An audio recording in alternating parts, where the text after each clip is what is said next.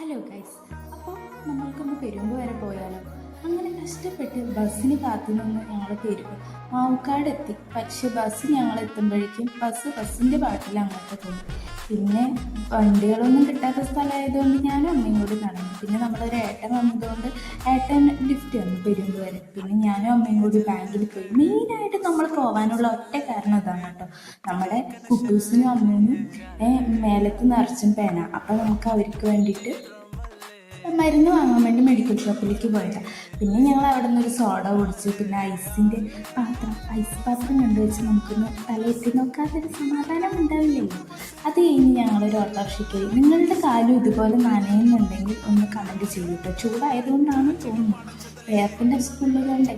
പിന്നെ അങ്ങനെ നേരെ ഓട്ടോറിക്ഷയിൽ കയറി ഞങ്ങൾ ടൈലറിങ് ഷോപ്പിൽ പോയി കുറച്ച് സാധനങ്ങൾ വാങ്ങിച്ച് വീട്ടിലേക്ക് പോയി ഗൈസ്. അപ്പോൾ ഇത്രയൊക്കെ ഉള്ളൂ. Bye bye.